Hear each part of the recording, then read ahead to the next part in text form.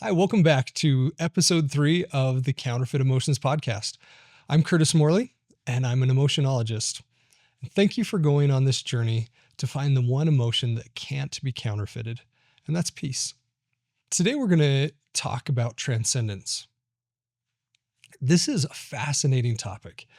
And as I started to dig into the research behind counterfeit emotions and to really identify the most important dyads or pairings of emotions that will help us in our journey here on earth, what I found was that there are some of the pairs that they really start with the counterfeits. And it's kind of like being underwater and trying to swim to the surface. And when we can make it past the counterfeits, then we can finally be above water so that we can breathe. And then there's another set of emotions that are transcendent. So once we're above water, once we can finally breathe, then being able to fly, being able to soar, being able to reach new heights, that's what transcendence is about. And it's interesting because oftentimes when I share the message of counterfeit emotions, whether I'm giving a keynote speech or whether I'm just sharing it with a friend at lunch, oftentimes there's a misconception about this idea that there's good emotions and bad emotions. And I want to make sure that everyone understands there's no such thing as good emotions and bad emotions. There's emotions that take us where we want to go, the authentic. And there's emotions that create these destructive cycles of disconnection. Those are the counterfeit. But even the counterfeit bring a message with them.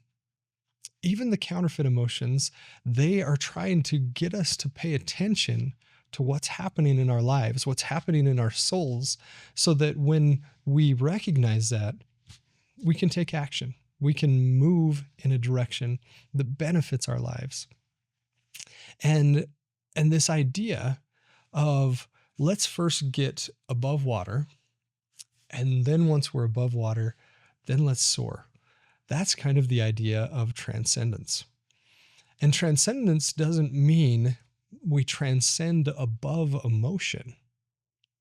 Transcendence means that we accept that emotion fully, and we feel that emotion, but we transcend the need to act on that emotion. We transcend the need to act. Now, this is kind of a tricky nuance because, well, if we're not acting on our emotions, then we're not paying attention to our emotions. And that's not what I'm saying. What I'm saying is that when we pay attention to our emotions, when we really honor our emotions, then we can move into a place where we can do something that I call witnessing. And that is just to watch our emotions. And I really want to explore this idea of watching our emotions, witnessing those emotions, because what happens in our bodies, what happens in our souls, what happens in our minds is that an emotion will come in. And oftentimes we think, okay, I'm feeling this emotion, therefore I need to act. I'm feeling angry, therefore I need to act out in rage or hate, or if I'm on the freeway and somebody cuts me off, then I need to yell at them or honk my horn. And we can truly transcend the need to act while still honoring the emotion. And what I want to dive into today is understanding how we can do that. So let's take the dyad of advocacy and anger. I think this is a really great example because anger is an important emotion. It's a really important emotion. Anger comes from one of two places. You will only ever get angry because one, there's danger, and two, there's an injustice.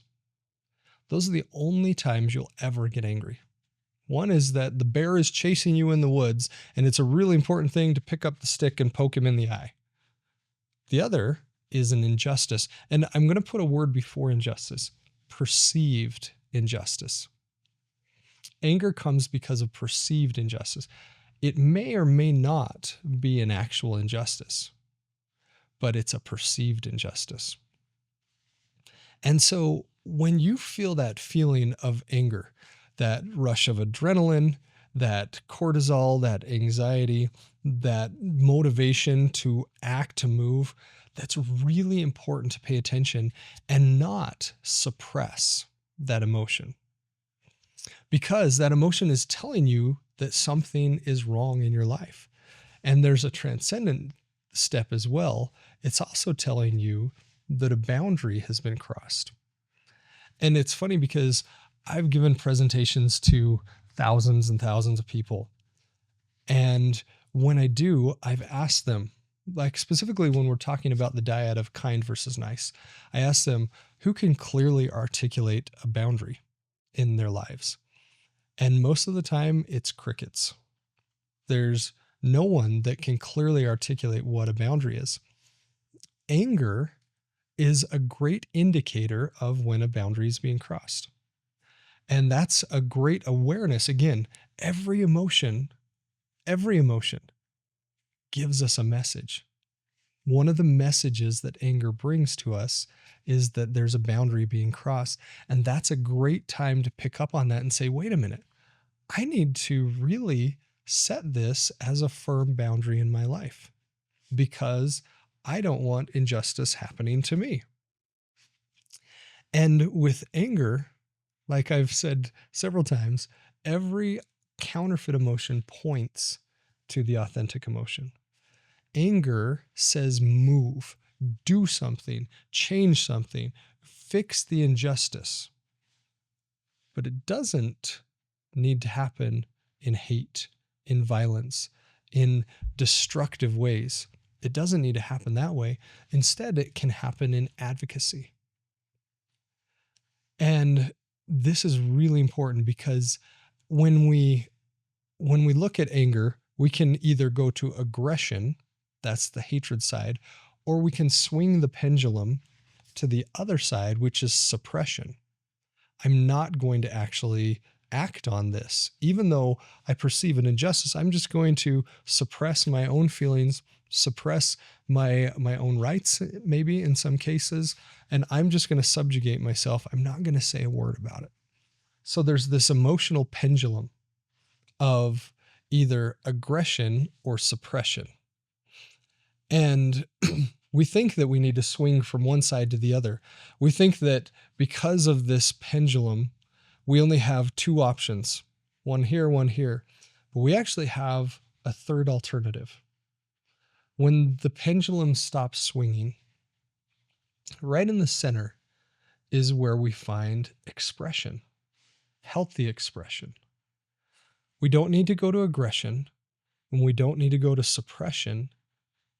What anger is telling us is to go to that center point and express. That's where expression lies. So instead of swinging back and forth, because the opposite of uncentered is still uncentered. When we find that center point, when we say, okay, I do perceive an injustice here. What do I need to do to act on that? That's when we find that we can transcend that emotion of anger and move into advocacy.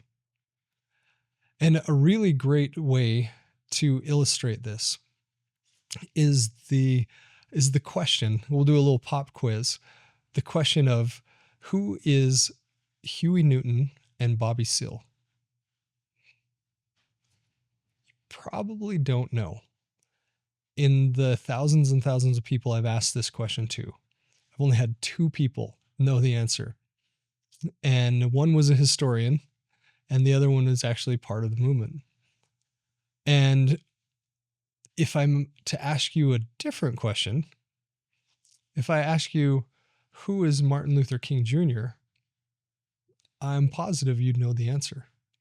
Huey Newton and Bobby Seale were the founders of the Black Panthers. And they started a movement to fight injustice. And this was a true injustice. This wasn't just a perceived injustice. This was a really important injustice that was happening. And they created a movement where, unfortunately, they fired bomb cars, they rioted, they killed police officers. There was some really violent, aggressive things that they did. And then there was another man, Martin Luther King Jr., who saw the same injustice, the exact same injustice of racism. And he said, I will not stand for this, but what I will stand for is I will stand with 1 million people at the foot of the Lincoln Memorial, and together we will advocate for the rights of all people. Because he had a dream. He had a dream where it didn't matter the color of someone's skin, but rather the makeup of their character. That it didn't matter what someone looked like on the outside, but the value of their inside. And he did something very different than Huey Newton and Bobby Seale. He stood for the rights of all humans, regardless of race or any other factor. He stood for those rights. Ask yourself, why do you not know who Huey Newton and Bobby Seale are, but you're very familiar with Martin Luther King Jr.? It's because one group acted in violence and hatred and loathing. One group fought against. The other group, the other man, he advocated for. And one thing that's fascinating about the word advocate, I love this. One thing that's fascinating about advocate is you cannot grammatically say advocate against. It's not correct. You can only say advocate for. You can say fight against, and that's what the Black Panthers did. They fought against the injustice, and as they fought, the violence against them actually increased. It didn't decrease. The violence didn't go down. The racism didn't subside. It actually escalated because they used anger as their tool. Whereas Martin Luther King Jr., he wasn't passive. He didn't go to suppression and say, hey, don't worry about this. Don't worry about all the atrocities that are happening. No, he said, I will stand. I will stand for the rights of every human. And I will do that with 1 million people in Washington, D.C. That's what he said. It wasn't, I need to hurt you to get my way. I need you to feel the pain I've felt. No, he said, let's elevate all of us together. Let's transcend this injustice together. And he didn't do it in a passive way. He didn't suppress that. He found the center of the pendulum. And he said, I'm going to express this. The word advocate actually means to call in. The word advocate means to protect, to call in, and it means to see the other people. It means to together find a solution. I'm going to advocate for, keep that word in mind, I'm going to advocate for my rights and everyone's rights. And Martin Luther King Jr. literally changed the world. He's one of my heroes. If you've ever been to Washington, D.C., his statue, it's this massive statue. And it has him carved all the way down to his lower body, but then the lower body is not carved. Because when the statue was carved, the idea was there's still more left that needs to be done. Again, that idea of advocating. It's such a beautiful, beautiful, global changing emotion. Whereas fear is the motivator for anger. Fear and control. I'm going to try and control you by getting mad. I'm going to try and control you by dominating and getting angry. I'm going to try and control you because I've got fear inside. But when we transcend from not saying, I feel anger, I must act in anger. When we say, I feel anger, let me look at what is the injustice. What injustice am I perceiving? And can I advocate for myself in this way? Can I advocate for me and others around me? So that's one of the big differences between the counterfeits and the authentic. Is the authentic emotion is a transcendent emotion. What I mean by transcendent is that the emotion is not our dictator, but we simply witness it. And if you're near a window, do this exercise. So go to the window, or if you're outside, just go look up in the sky. Look up in the sky and witness the clouds as they float by. Some might be just hanging out, just up in the sky, big, beautiful, puffy white cotton balls floating above us. Some might be long and stretched out. Some might be glowing white. Some might be dark. Some might be gray. Some might have some thunder or some rain. And what I want you to do is just witness. I grew up in a little teeny town called Farron, Utah. And I loved my childhood because there were so many days we would go and lay in the grass and look up at the clouds, and we'd make pictures out of the clouds, the elephants and the bunnies and the turtles and all of the things that we could find in the clouds. And we would just sit there on a bright summer day and just watch the clouds float across the sky. And in that same way, we can do that with our emotions. We can just witness our emotions without letting them become dictators, without having to act on those emotions. We can just watch those emotions, and we can identify what those emotions are. In the last episode, I invited you to spend time every day checking in with yourself around the physical, the emotional, the mental, the social, the spiritual, the sexual, and say, what am I feeling? And the reason I invited you to do that is because it's so important to be able to give emotions a name. So let's go back to that grassy hill that we're looking up on that summer day as a little kid. And let's say we see a cloud that comes into view. And this is a beautiful white puffy cloud. It looks like you just want to give it a big hug because it looks so comforting and so warm. And let's give that cloud a name. Let's call that cloud love. Let's call that cloud surrender. Let's call that cloud, whatever that emotion is, joy. And let's just watch it. Let's watch it go through. And we can even name the cloud. We can even say, hi, joy, I see you. Hi, peace, I see you. Now let's do the same thing, but for maybe a darker cloud. Maybe a cloud that doesn't look so inviting.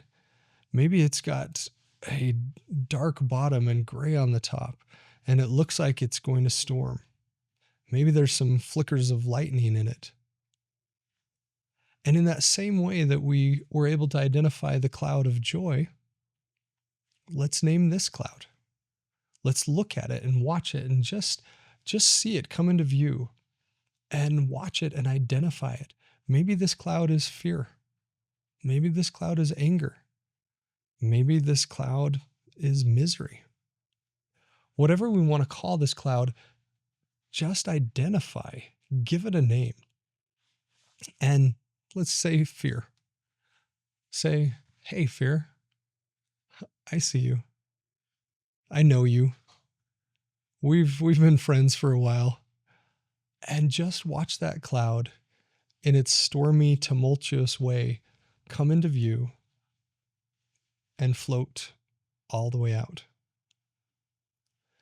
Because when we do that, we're actually giving ourselves a gift. We're giving ourselves a gift of awareness to be able to say, what is this cloud? So number one, give it a name. Then we can say, I recognize you, I see you, and I even honor you. And then we can watch it.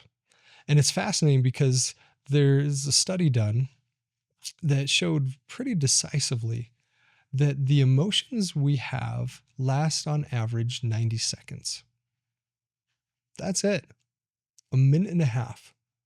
And if we can spend the time witnessing that emotion and just say, hey, fear, I see you, and watch it float through our emotional sky, after 90 seconds, it will exit. And you think, well, wait a minute, I've been in bad moods for an entire day, maybe a week I've been in a bad mood, or I've been depressed for days and days and days.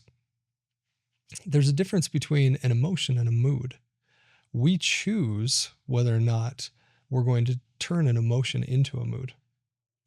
And that's truth. It's our choice. But the emotion itself, we can watch. We can just witness that emotion. And after 90 seconds, that emotion won't have that grasp, that grip on our soul like we have experienced in the past. We can just watch it and say, hey, fear. Hey, buddy. I know you. I've seen you. We've hung out together for a while. And just watch it float through. And as it goes out of view, then ask yourself, what message was that bringing to me? Was it a message that I need a stronger boundary in my life? Was it a message that there's something wrong, there's some kind of danger? What is the message that's coming in my heart? Maybe it's a message as simple as, I have some trauma in my past that I haven't resolved yet. And when something similar happened, then that brought up that fear again. It may be as simple as that. And each time that emotion comes in, it's important to recognize it, name it, and honor it. And ask, what is the message that's coming into my heart? What is the message that's flowing into me? And when we can do that, then we can start to address those emotions. We can start to say, okay, I see that this fear is related to something that happened when I was a child. Now it's time to dig into that emotion. It's time to say, okay, I see you. I see that you're still a part of me. And I'm going to do a little digging into my soul to pull this emotion out.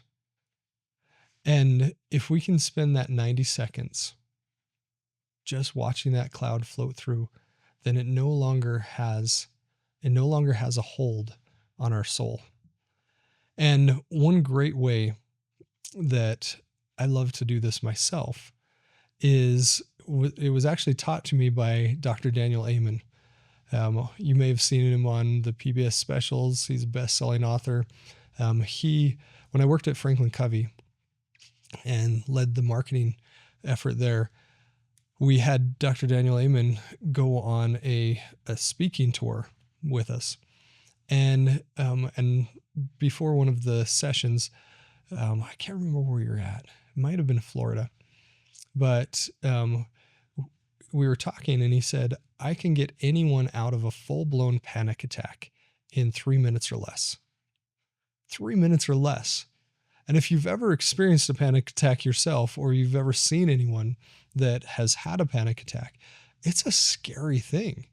It seems like the world is ending. It seems like that there's catastrophe right around the corner.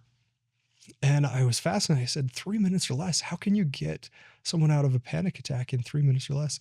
And he simply said, breathe. That was it. He said, I just have them breathe. And so he went through some different breathing techniques of how we can spend those 90 seconds of that emotion just breathing, just witnessing that emotion. So do it with me. Let's spend that 90 seconds and just breathe. And there's a couple ways you can breathe. One is called box breathing. I really love box breathing. And what that is that you breathe in for 4 seconds. So breathe in 1, 2, 3, 4, and then hold that breath. And then breathe out 1, 2, 3, 4. And then hold that breath again. So it's kind of like a box. So you breathe in and then you hold it, and then you breathe out and you hold it. So it creates this box, and it's called box breathing. Another way that I like to breathe is, because it's 90 seconds, we can divide that into 10-second segments. So I like to breathe in for the count of 4. 1, 2, 3, 4. Hold it for the count of 1, and then breathe out for the count of 5 and immediately breathe again. So it would look something like this.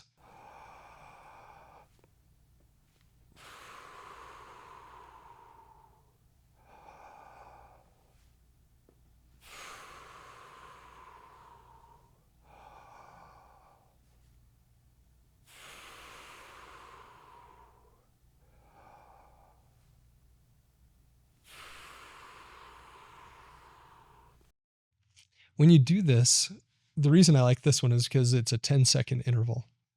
And that 10-second interval, if you do 9 of those, 90 seconds is gone. So if you're having a really big emotion and you need to make it through the 90 seconds and witness, one of the best ways that I know to harmonize is just by breathing, just getting into your breath and understanding that when you have breath, you're safe. Everything else can go wrong in the world, but when you have breath, that's the core of what offers safety in your life. And so you can breathe through any emotion. You can breathe through anger. You can breathe through anxiety. You can breathe through fear. You can breathe through shame. Any of these emotions that attach or try to attach to us, we can say, no, I'm just going to witness. I'm just going to breathe through this emotion. And when you're done, then the next step is to say, okay, what message did this emotion bring me? And that's how we can transcend the need to act on those emotions. It doesn't mean that we don't act on those emotions. It just means there's no more compulsion to act on that emotion. And that truly, I believe, is the heart of transcendence. The heart of transcendence is to become independent of our emotions, that we don't have to act on them. We don't have to believe that we are our emotions, because the truth is we're not. We're not our thoughts, and we are not our emotions. They do not have to control us. They do not have to be dictators around what we do, what we choose, and how we act. And one of my favorite authors, one of my favorite books is Man's Search for Meaning by Viktor Frankl. Viktor Frankl recounted his experience in the Auschwitz concentration camps. And the situation was atrocious. The most despicable behavior in human history, where there was constant violence, constant abuse, constant maltreatment, disease. They would make them sleep in these bunks that had no mattress and were full of ticks and just the most horrendous experience. Every day they would give them soup, which was nothing more than just water, and they felt elated if they got a single pea in their cup of water, which was labeled by the Nazis as soup. And they would give them a piece of bread about that big. And that was their entire day's rations, their entire day. And Viktor Frankl realized that there is one freedom. There's one thing that can never be taken from anyone. Viktor Frankl said, everything can be taken from a man, but one thing, the last of human freedoms, to choose one's own attitude in any given set of circumstances, to choose one's own way. We have the ability to transcend beyond our emotions because we are not our emotions. We are not even our thoughts. That does not make us who we are. We have the ability to choose what we're going to do with the emotions that come into us. After that 90 seconds, it's ours to decide. We can give each emotion that flows in, we can give it a voice, but we don't want to give it the power over our souls. And that's the difference of believing the counterfeit or transcending to the authentic. That's the difference of being able to say that I am more than my emotions. I am a being that has the ability to choose my path here on earth. Just like Viktor Frankl said, that one last freedom to be able to choose one's attitude in any given set of circumstances. He was watching people, friends, loved ones being beaten and killed right in front of him. He himself was beaten regularly. The amount of work they did in a day was inhuman. And yet, he could choose his attitude in that situation. He could choose. And you think, well, wait a minute. No, you can't choose in that situation. Yes, you can. And what he found when he did choose and when others chose to not give their freedom of choice and their freedom of attitude to their captors, when they did that, those were the ones that survived.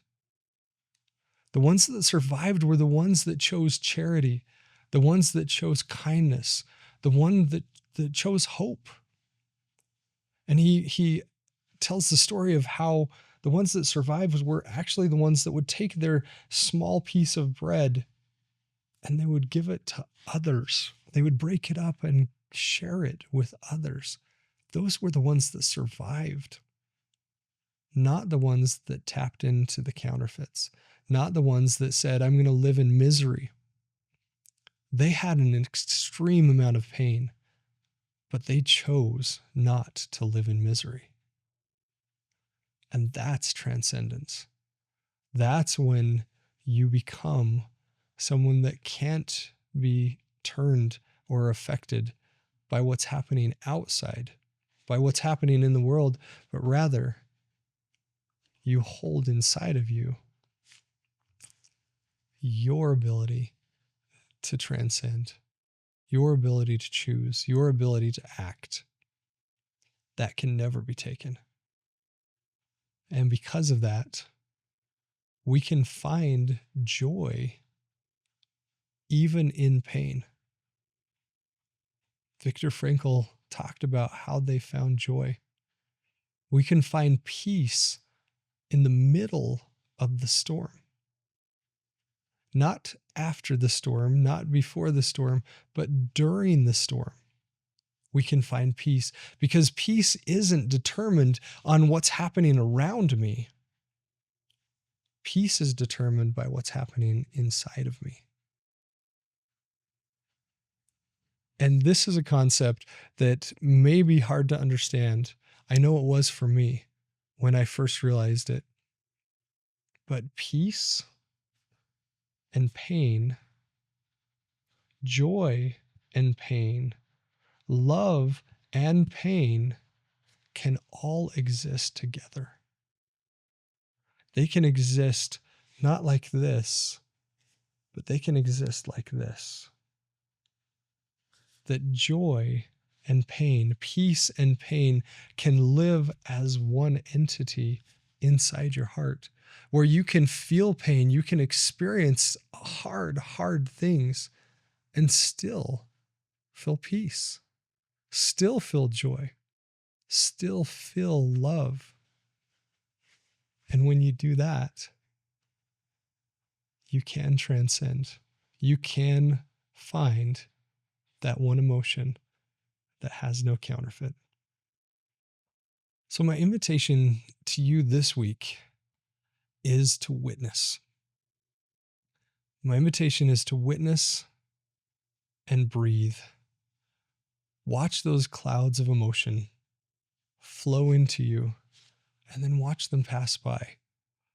Honor those emotions. Recognize what message they're bringing. Breathe through them. Harmonize as you're breathing with those emotions. And then let go of misery. Let go of the counterfeits. Let go of shame. Let go of anxiety. Let go of anger. And just watch. Just witness those emotions as they flow into you and flow out of you.